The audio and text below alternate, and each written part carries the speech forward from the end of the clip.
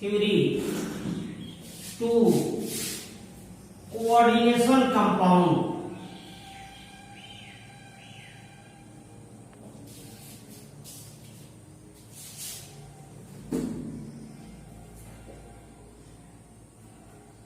Coordination compound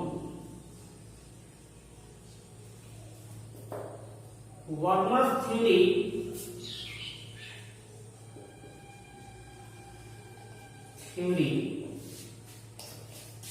to coordination compound.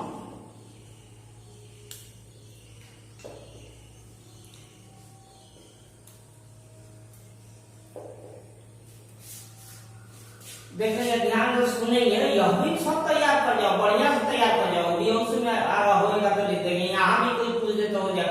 लेकिन Bihar board में भर दिया हो तो तुम लौट जाओगे, क्योंकि 10 नंबर का एक प्रश्न देता है, वहां दे देगा सब लिखने के लिए, वहां अपने बड़ा बड़ा क्वेश्चन देता है। सुनेंगे, यह वर्नर्स नाम है, फुल नेम जो है इसका अल्फ्रेड वर्नर्स था। बिहार बोर्ड में कथा कहानी जोड़ सकता है, बीएससी में जोड़ सकता है, अपने यहाँ नहीं, सीबीएसई में तो ये पूछते ही नहीं है, इसके आधार पर बनवाते हैं हम लोग क्वेश्चन। तो सबसे पहले वर्नर्स है इस थ्योरी को दिया 1891 में दिया था। सन वगैरह लिखा जो लिख दीजिए कथा कहानी जैसा। कुछ बुक्स जो है 1891 में लिखा है, 91 से काम शुरू किया होगा। तो यह थ्योरी जो है कोऑर्डिनेशन कंपाउंड का स्ट्रक्चर क्या है, उसका कुछ प्रॉपर्टी क्या है, इसके द्वारा जो है सो मेरिंग जो है कैसे माने हम लोग डिनोट करते हैं, प्रदर्शित करते हैं, इस सारी चीजों को दिखाने के लिए यह वर्नर ने यह थ्योरी दिया।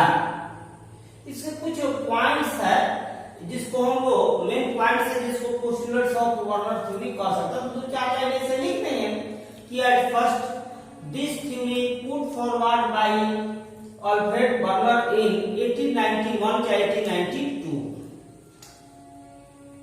यह अब है क्या कि at first Werner proposed a concept to explain the structure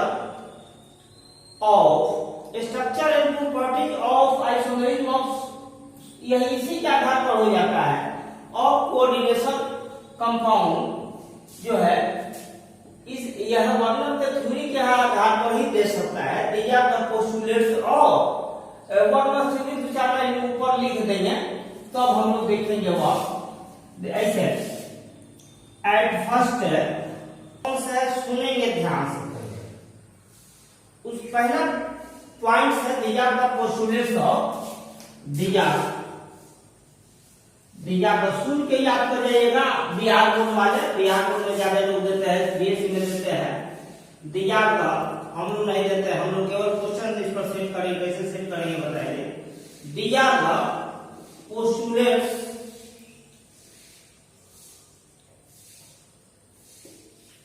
of Werner's theory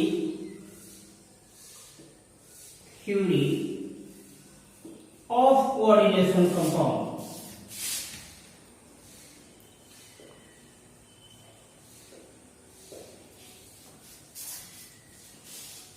या टू कोऑर्डिनेशन कंपाउंड। सुनेंगे ध्यान से, एक आध लाइन ऊपर जोड़ दीजिएगा। Main point these are the postulates of Werner theory. सुनेंगे ध्यान से। सबसे पहले वर्नर बताया कि कोऑर्डिनेशन कंपाउंड में सेंट्रल मेटल जो है 2 तरह का वैलेंसी शो करता है। एक जो है पॉजिटिव वैलेंसी है, दूसरा जो है निगेटिव वैलेंसी है। सेकेंडरी वैलेंसी, पॉजिटिव नहीं, पहला जो है प्राइमरी वैलेंसी है और दूसरा जो है सेकेंडरी वैलेंसी है। और प्राइमरी वैलेंसी क्या है? तो प्राइमरी वैलेंसी देखे हुईगा, जो हम लिखते थे कोऑर्डिनेशन कंपाउंड बिग ब्रैकेट दे के बाहर जो है आई लिखे थे, जिसको काउंटराइन कहते थे, उसी को हम लोग कहते हैं प्राइमरी वैलेंसी। प्राइमरी वैलेंसी जो है ऑक्सीडेशन ऑक्सीडेशन स्टेट के बराबर होता है मेटल के। सुन रहे सब लोग? यानी इसको हम ऐसे कह देंगे कि central metal of coordination compound possesses चाहे शो अपनी भाषा में टू टाइप्स ऑफ वैलेंसी। पहला लिख देंगे primary valency and secondary valency. दूसरा देखेंगे प्राइमरी वैलेंसी क्या है, इसके बारे में दो पॉइंट बताएंगे कि primary valency of the central metal या central metal ion satisfied by negative ions out of the big bracket in coordination compound, उसी को क्वार्टर आयन कहते हैं। यह उतना सुटेबल नहीं है जितना कि यह बोल रहा है। बहुत विद्यार्थियों को नहीं बुझाता है, तो सीधे लिख देंगे कि प्राइमरी वैलेंसी जो है satisfied by oxidation number of coordination compound. जो भी एक से निकालते थे एक मेटल का, वही हो जाता है उसकी प्राइमरी वैलेंसी। दीजा जब पानी में डालेंगे तो टूट जाते थे, बाहर वाला है। ये प्राइमरी वैलेंसी क्या होते हैं, आयनाइजेबल होते हैं। इस प्राइमरी वैलेंसी को हम लोग डॉटेड लाइन से सूचित करते हैं। अब चलेंगे सेकेंडरी वैलेंसी। सेकेंडरी वैलेंसी क्या है कि जो लिगेंड्स की संख्या होती थी वही है सेकेंडरी वैलेंसी। जैसे के फॉर एफिशिएंसी, तो 6 जो हो गया 6 से, चाहे CONH3 हो 6, तो 6 हो गया उसकी secondary valency. Secondary valency ionizable नहीं होता है। इसको थिक लाइन से या लाइन से, मैंने डॉटेड लाइन से नहीं, मैंने सिंपल लाइन से हम लोग डिनोट कर देते हैं। इसी को आगे जैसे पढ़ेंगे तो इसके आधार पर हम लोग आइसोमेरिक में पढ़ेंगे। कल ही हो सकता है कि आइसोमेरिक पहुंच जाए। आइसोमेरिक के बाद इसका स्ट्रक्चर पढ़ेंगे, तो स्ट्रक्चर भी इसी के आधार पर, जैसे 6 होगा तो ऑक्टाहेड्रल कह देंगे, 4 हो जाएगा कोऑर्डिनेशन नंबर, तो उसका स्ट्रक्चर हो जाता है हम लोग का स्क्वायर प्लेनर या टेट्राहेड्रल हो जाता है। तो इस तरह से इसके आधार पर हम लोग स्ट्रक्चर निकाल सकते हैं। इसी तो थोड़ा आगे बढ़ाएंगे, थोड़ा लिखते चले, नंबर टाइम भागते जा रहा है। पहला हम लोग देखेंगे 1 नंबर कि यह the central metal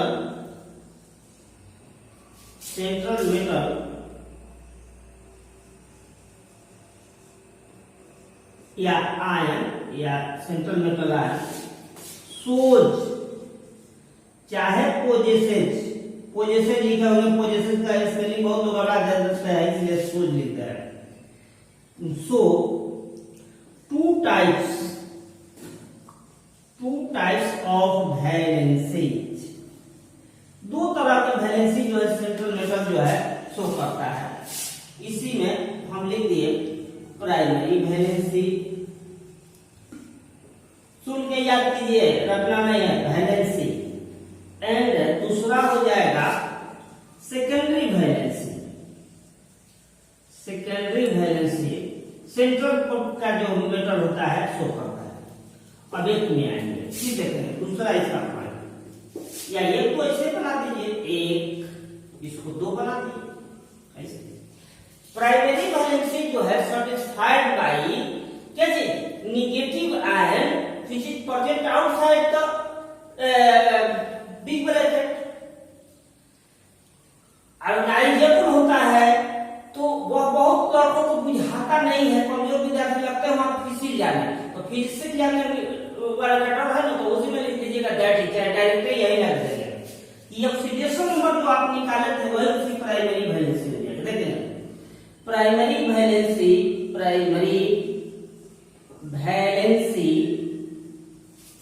of the central metal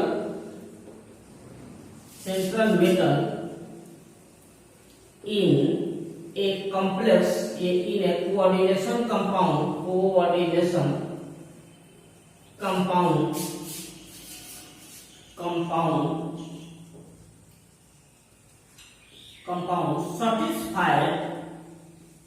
satisfied by negative ion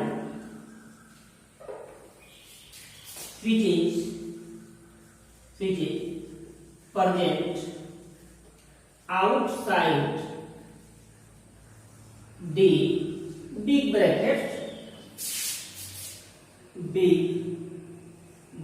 जैसे लिखे था ना, ये सब अपने मन से जोड़ दे रहा है विद्यार्थियों को याद रखिए। इतना लिखते थे, इसके बाहर जो होता था इधर चाहे इधर वैसे से दैट इज। अब यह में भैया तो यह पूछ जाना चाहिए कि प्राइमरी वैलेंसी नहीं भैया तो ऑक्सीडेशन नंबर जो होता है वही उसकी प्राइमरी वैलेंसी होता है। That is ON must be equal to primary valency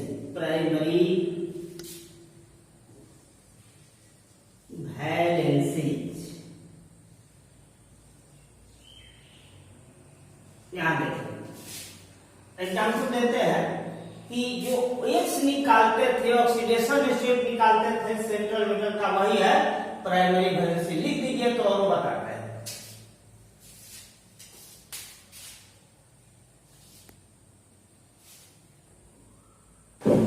negative ion जो होता था बाहर होता वही है, तो यहां लिख देंगे कि प्राइमरी वैलेंसीज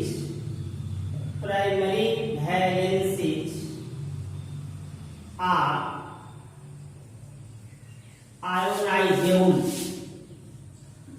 आयोनाइजेबल। यह पानी में जो है आयन के रूप में टूट जाते हैं। यह primary valency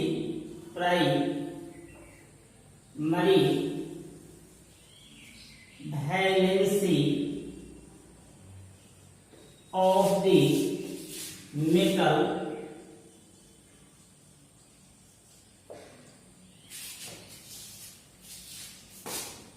metals are denoted by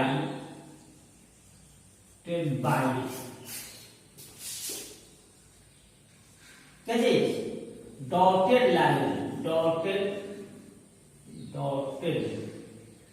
lines इस तरह से हम डिनोट करते हैं। ऐसे मतलब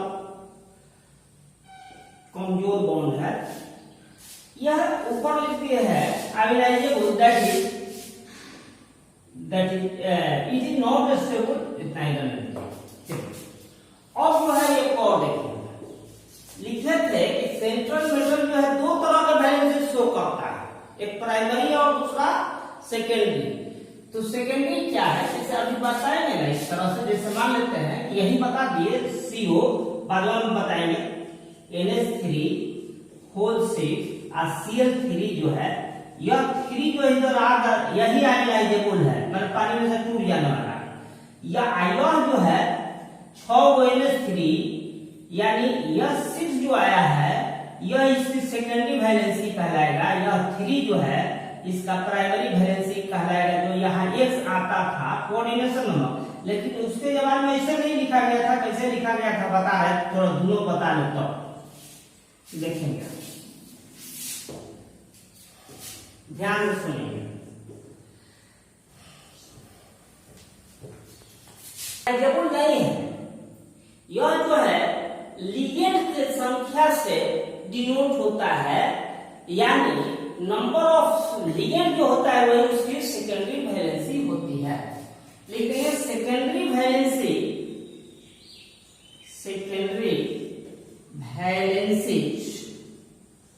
of the central metal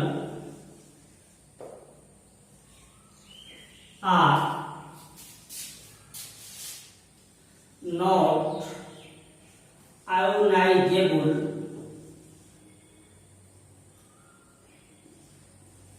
these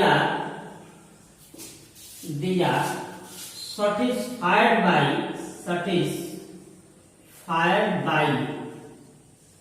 ligands, यानी लिगेंड्स की संख्या जिसको हम लोग coordination number of central metal कहते हैं वही हो गया हम लोग को सेकेंडरी वैलेंसी। दैट इज यहां लिख रहा है that is coordination number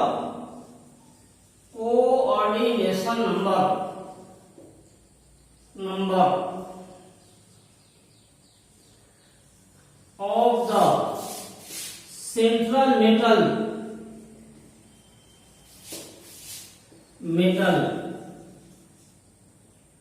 is called secondary valency.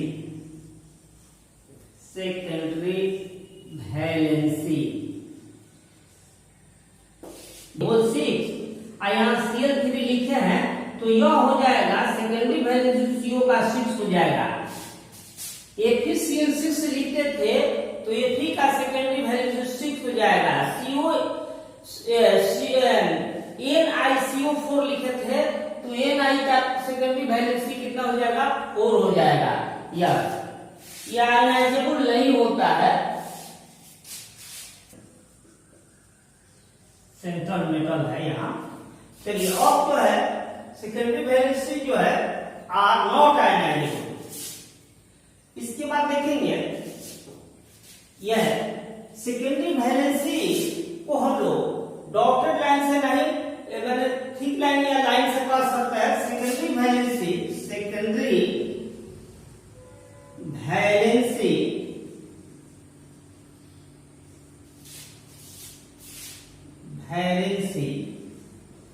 of the metal, चाहे central metal represented by denoted by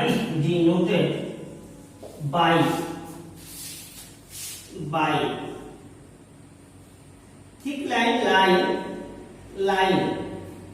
इस तरह से आप डिनोट करेंगे। मैंने थोड़ा मजबूत है या मजबूत नहीं है। एग्जाम्पल पहले दिखा लेते हैं तब जो है आगे कुछ और पॉइंट देखेंगे। इन CO NH3 Cl3 इस तरह से तो इसमें प्राइमरी वैलेंसी हो जाएगा कोबाल्ट का 3 या 3 वाई निकलेगा। इसका ऑक्सीडेशन नंबर ऑफ CO बराबर कितना है 3 है, इसलिए प्राइमरी वैलेंसी इसका 3 हो जाएगा। आई 6 जो है इसका सेकेंडरी वैलेंसी हो जाएगा। एक में एग्जाम्पल ऐसे उसके जमाने में लिखा नहीं गया था, इस बर्नर के टाइम में लिखा गया था। इस तरह से इसको लिखा गया था बर्नर के टाइम में ऐसे लिखा गया था। सुविधा के लिए लिख दिए CO Cl3 6NH3 ऐसे लिखे थे। इस ऐसे लिखे थे बर्नर लिखेंगे नीचे वाला। अभी थोड़े देर के लिए समझने के लिए एग्जाम्पल एक विवरण है। यहाँ पर प्राइमरी वैलेंसी कितना हो गया, primary valency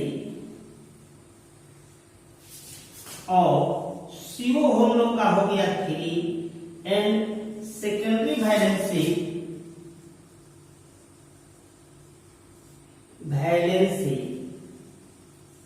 of CO equal to +3 हो जाएगा। जो ऑक्सीडेशन नंबर इस पर आएगा ना वही उसका हो जाएगा सेकेंडरी वैलेंसी। तो लिखिए तो अब बताते हैं जो ऑक्सीडेशन नंबर होगा ना वही यहाँ तक plus.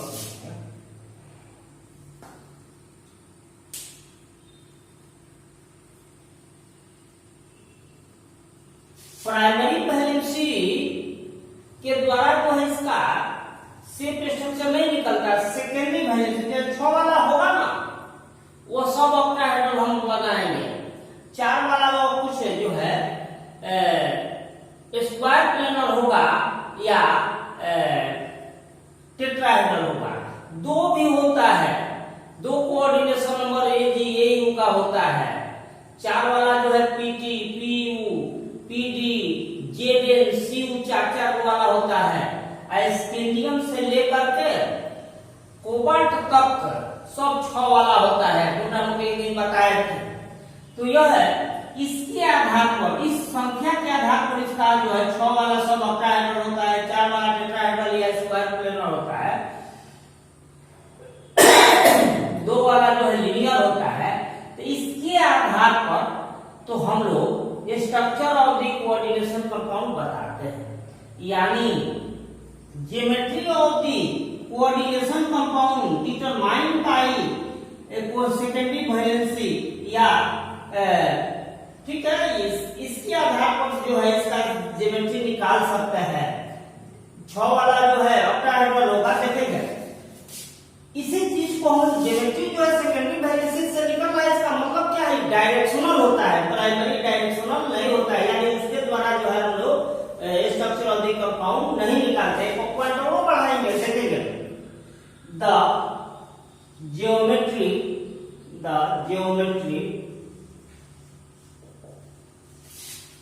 of the complex entity determined by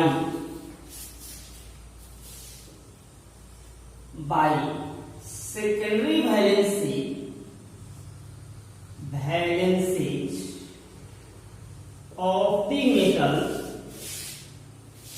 metal but not primary valency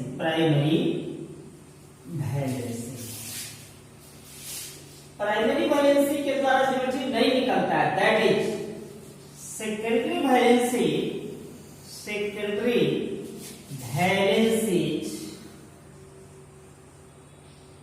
are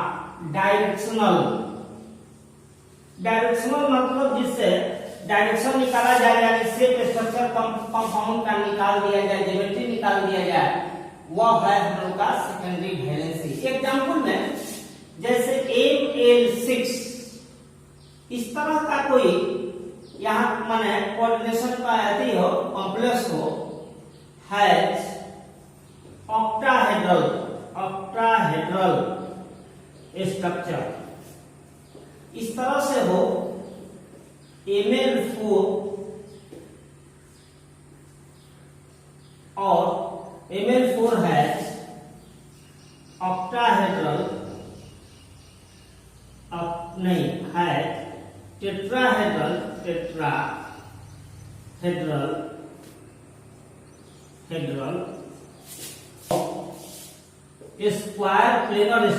square planar structure दो, तो वह हो जाएगा हम लोगों का जैसे Ml2 यह हो जाता है हम लोग का या लीनियर स्ट्रक्चर। अब आपको एग्जाम्पल एक यहाँ पर देते हैं, m बराबर 6 वाला, यहाँ पर 6 वाला जो है स्कैंडियम से लेते आपको कोबाल्ट तक है, 6 वाला माने n बराबर 6 वाला है, और 4 वाला जो है आपको एग्जाम्पल याद रखेंगे PT, PD, ZM, CU, यह कम से कम 3-4 को याद रखेंगे। 4 वाला Ml2 वाला जो है linear structure, AG, AU, SG भी होता है, 1-2 को याद रखेंगे, या लेकिन है नहीं इस तरह से। इतना आपके बुक में ये सब पढ़ाया नहीं होगा, हम अपने मन से जोड़ दिए हैं। चलिए एक और पॉइंट लिखते हैं, जल्दी लिखिए। ये 6 है ना, 4 है ना, इसके आधार पर अब इसके बाद हम लोग कुछ आइसोमेरिज्म देखेंगे। कई तरह का आइसोमेरिज्म मिलेगा, इमेजिबल मिलेगा, लिंकेज आइसोमेरिज्म मिलेगा, उसके बाद ज्योमेट्रिकल मिलेगा, ऑप्टिकल मिलेगा, सब जो है यहाँ वाला अंक से ही ज्यादा डिटरमाइन होगा, ज्यादा 6 वाला नहीं मिलेगा। यस, तो इसका मतलब कि सेकेंडरी वैलेंसी जो है इसके द्वारा आइसोमेरिज्म भी रिप्रेजेंट होगा। एक और बढ़ाते हैं point, isomerism coordination compound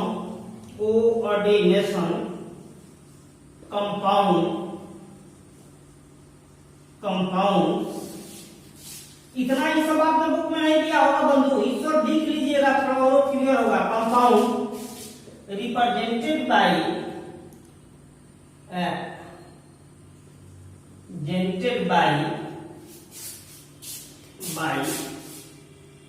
secondary valency, secondary valency. अब जो है जितने नियम देखे उसका एक एग्जाम्पल, यह आइसोमेरिक नहीं बता रहा है, अब थोड़ा सा एग्जाम्पल बता रहा है। Representation of coordination compound, coordination compound according to चाहे by Werner's theory, Werner's theory, इस तरह से एग्जाम्पल ले, यह एक में बना दिए CO Cl3 6 NH3,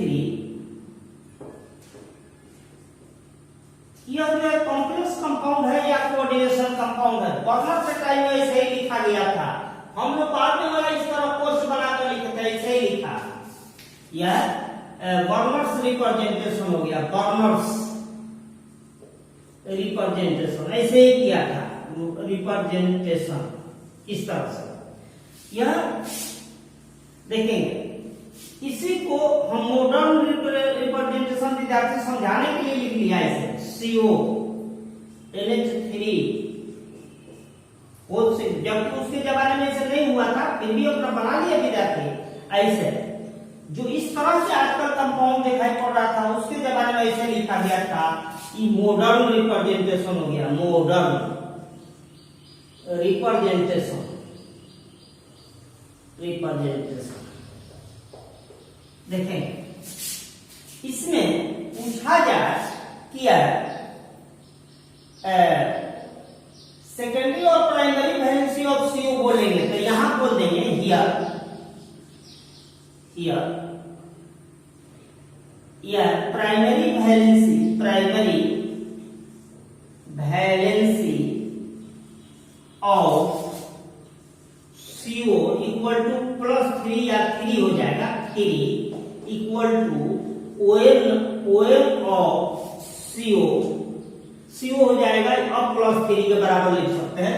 यह 3 को हटेगा या ये इसी 3 को से डिटरमाइन कर देंगे, इसका हो गया। इसी तरह से सेकेंडरी वैलेंसी को ही कहे, सेकेंडरी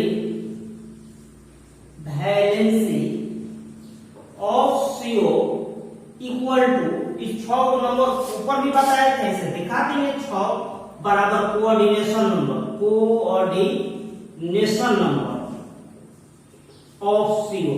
एग्जाम्पल में बता रहा है, फिर एक बार देखिए इसको कैसे रिप्रेजेंट करते हैं, पहले लिखेंगे।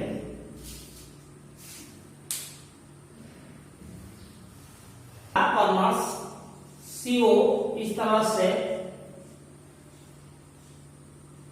6 जो है NH3 सेकेंडरी वैलेंसी ऐसे रिप्रेजेंट कर दिया, कितना NH3 NH3 NH3 NH3 NH3 NH3 6 जो है यह ठीक लाइन जैसा है, यह सेकेंडरी वैलेंसी है, सेकेंडरी वैलेंसी, सेकेंडरी वैलेंसी 6 को। 3 को जो है इसमें से Cl3 चाहिए, इसे यहां समझ जाएगा, वह प्राइमरी वैलेंसी है, तो इसको ऐसे ऐसे कर दिया, ऐसे एक ऐसे माने टूट जाने वाला। फिर जो है इधर कर दीजिए कोई Cl, इस तरह से इधर कर दीजिए Cl, हो गया। इसी को मॉडर्न, थोड़ा सा मॉडर्न करना हो, मॉडर्न माने रिप्रेजेंटेशन है, रिप्रेजेंटेशन नहीं लिख रहा है तो ऐसे बना देंगे CO इस तरह से। 6 हो गया ना, NH3 NH3 NH3 NH3 NH3 NH3। अब बाद में हम लोग ऐसे पोस्ट देने लगे थे मॉडर्न, चाहे यहाँ और कर दे रहा है, थोड़ा सा जगह कम है इसे, और माने मॉडर्न है, मॉडर्न माने लेके यही समझावे क्वेश्चन का इलाका जाना वाला क्वेश्चन है इतना। यह 3 वो Cl इधर दिखाए थे ना यहाँ वाला, तो बाहर ऐसा हम 3 को CL3 कर सकते हैं या 3 प्लस दिखा सकते हैं, नयका वाला ये मॉडर्न रिप्रेजेंटेशन होगा, मॉडर्न रिप्रेजेंटेशन। अभी थोड़ा सा देखेंगे यहाँ पर, यह जो है ऐसे बॉन्ड बनाएंगे है ना, वो एक्चुअल में सब कोऑर्डिनेशन कंपाउंड है। यह ऐसे है, ऐसे माने इसका लोन पेयर देता है, हरदम लिगेंड लोन पेयर देता है या अपना इलेक्ट्रॉन दिया रहता है, सब कोऑर्डिनेशन है। न भी बनाए तीर तो उसका मीनिंग हम समझते हैं कि यह कोऑर्डिनेशन कंपाउंड है, बना लो। उसी में लिखा है, तो चलिए जल्दी पढ़ा लिख लेंगे तो बताएं। डॉट NH3 6 ऐसे करके लिखा था, ठीक है। तो यह पानी में इसे डाला इस तरह से, H2O में डाला उसके टाइम में, तो यह 3 को जो है टूट के भाग गए थे इस तरह से 3Cl माइनस, ठीक है। और यह बच गया था CO, इसमें सटा रह गया था 6 NH3, उसको इसे हम बना लिए 6 I से 3 ऐसे बना दिए प्लस। मॉडर्न में और में भी करके देखा देगा, मतलब उसके जमाने में इसे लिखा जाता था CO NH3 होल 6, जो पहले का डिफिनेशन में दिए थे इसे H2O डाले तो ऐसे हो गया CO NH3 होल 6। इससे सुधा मिलती है, इससे 3 प्लस 3Cl माइनस, लेकिन उस जमाने में ऐसे नहीं लिखा गया था, ऐसे ही लिखा था ऐसे। यहाँ थोड़ा सा यहाँ से बारीकी देखेंगे, यह कोई खूब फॉर्मूला ऐसा हो या ऐसा और भी इधर उधर कुछ बढ़ा दे और इसको दिखा के इधर कुछ जो है इसमें से निकाल दे बाहर, तो जितना बाहर निकल गया है वह छोड़कर जितनी संख्या में बच जाए वही उसकी सेकेंडरी वैलेंसी हो जाएगा। फिर ध्यान से सुनिए, क्वेश्चन आपके बुक में है, इतना किसी ने लिख दिया, इसे तब दीजिए तब खट दिखा जा रहा है, और लिख दिया CL दिया, कुछ लिख दिया, हमें इसमें से डाटा बढ़ा दिया, फिर जो है H2 डालकर थोड़े उधर निकाल दिया, निकाल दे जितना माने आयोनाइज हो जाए, आयोनाइज होने के बाद जो भी बचा रहेगा वो सेकेंडरी वैलेंसी हो जाएगा। जैसे मान लेते हैं कि यह दे दिया, यहाँ पर ऐसे लिख दे CO NH3 होल 5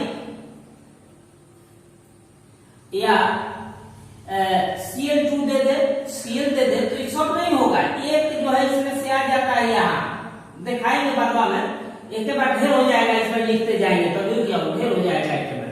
यहाँ पर जितना आयनाइज हो जाए उसको छोड़ देंगे, यहाँ 3 को आयनाइज हो जाएगा तो 6 को बचा होगा, 6 इसकी सेकेंडरी वैलेंसी हो जाएगी, बचा हुआ सेकेंडरी वैलेंसी हो जाता है, और उधर वाला जो है प्राइमरी होगा।